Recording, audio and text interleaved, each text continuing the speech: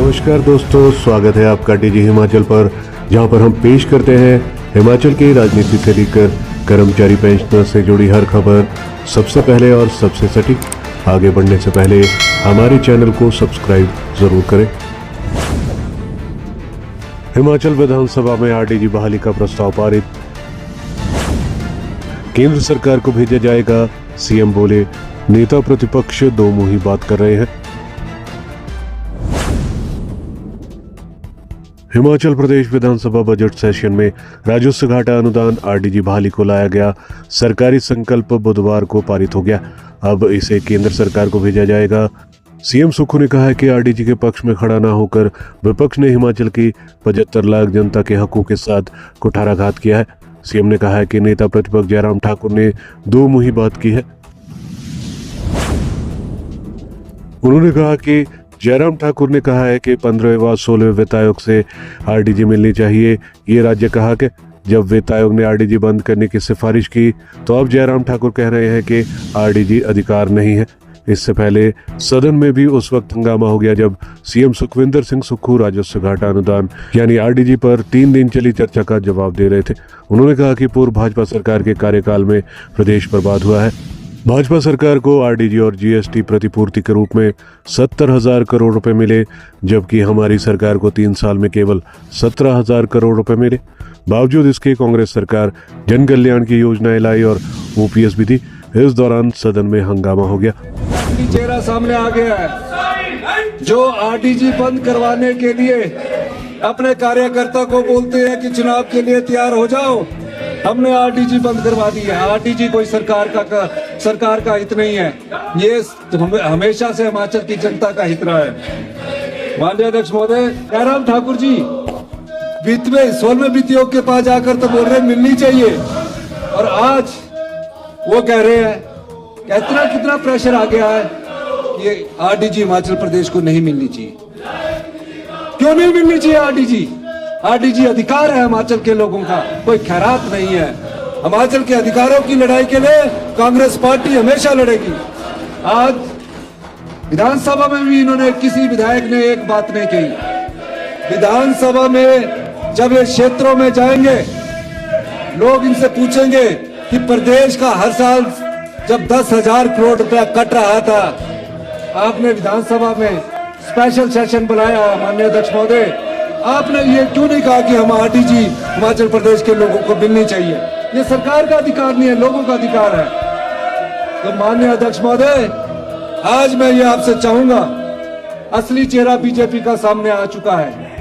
ये लड़ाई में हमारा साथ दे। मैं एक बार अंत में आपसे फिर अनुरोध करता हूं, पूर्व मुख्यमंत्री और सभी सम्मानित विधायकों से अनुरोध करता हूं, मेरा आपसे प्रार्थना है, करबद्ध प्रार्थना है, प्रदेश के हित को ध्यान में रखिए, प्रदेश के अधिकार को ध्यान में रखिए। ये अधिकार आज कट जाएगा तो आने वाले समय में आप इसे प्राप्त नहीं कर सकेंगे। 17 मार्च को बजट पास होना है, और जो हमारी 15-16 फाइनेंस कमीशन की जो हमारी वित्त आयोग की रिपोर्ट है, उस पर वो भी पास होनी है। मैं चाहूंगा कि आरडीजी के मामले में जयराम ठाकुर जी और उनके सभी विधायक, पूरा मंत्रिमंडल उस प्रोटोकॉल को छोड़कर इनके नेतृत्व में जाने के लिए तैयार है। हम ये चाहते हैं कि इस मामले में प्रदेश की जनता का। विपक्ष शोर शराबा करते हुए बैल में पहुंच गया। हंगामा देखते हुए स्पीकर को सदन की कार्यवाही 10 मिनट के लिए स्थगित करनी पड़ी। फिर जब सदन की कार्यवाही दोबारा शुरू हुई और सीएम सुक्खू ने आरडीजी पर चर्चा का जवाब देना शुरू किया, उन्होंने कहा केंद्रीय बजट प्रस्तुत होने से पहले वह 4 बार वित्त मंत्री निर्मला सीतारमण और 16वें वित्त आयोग के अध्यक्ष पनगड़िया से मिले हैं। उस समय उनसे आरडीजी बंद करने को लेकर कोई भी बात नहीं की गई। उन्होंने हमारी मांग पर आश्वासन दिया कि आरडीजी की टेपरिंग के कारण हिमाचल को नुकसान हुआ है, उसे देखते हुए 2026 से 2031 तक की आरडीजी को एक समान रखने का प्रयास किया जाएगा। सदन की कार्यवाही के बाद सत्तारूढ़ कांग्रेस ने सीएम सुक्खू की अगुवाई में आरडीजी का विरोध करने पर बीजेपी के खिलाफ नारेबाजी भी की। बीजेपी ने भी सत्तारूढ़ कांग्रेस के खिलाफ प्रदर्शन किया। जयराम ठाकुर बोले, लगातार झूठ बोला जा रहा है। नेता प्रतिपक्ष जयराम ठाकुर ने कहा कि सदन में लगातार झूठ बोला जा रहा है। सीएम जवाब देते हुए लगातार गलत आंकड़े पढ़ रहे हैं। उनका उत्तर देने के लिए हमने समय मांगा, लेकिन हमें समय नहीं मिला। मजबूरन भाजपा विधायक दल को बैल में आकर नारेबाजी करनी पड़ी, लेकिन हमारा पक्ष नहीं सुना गया और मुख्यमंत्री के झूठ की धारा सदन में बहती रही।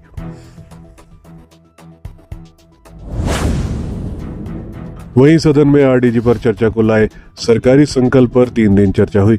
इस पर सत्ता पक्ष और विपक्ष के अधिकांश सदस्यों ने अपनी अपनी बात सदन में रखी।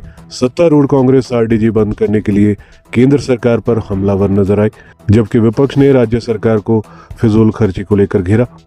वित्त आयोग ने आरडीजी बंद करने की सिफारिश। बता दें कि 16वें वित्त आयोग ने केंद्र सरकार से आरडीजी बंद करने की सिफारिश की है। प्रदेश को इससे हर साल लगभग 10,000 करोड़ रुपए का नुकसान होगा। राज्य पहले ही आर्थिक चुनौतियों से जूझ रहा है और छोटे से राज्य हिमाचल पर 1,10,000 करोड़ रुपए का कर्ज हो चुका है। राज्य सरकार का दावा है कि आरडीजी बंद होने से वित्तीय हालात और गंभीर हो जाएंगे। इसी के साथ सदन की कार्यवाही स्थगित कर दी गई है। विधानसभा बजट सत्र का दूसरा चरण 18 मार्च को शुरू होगा।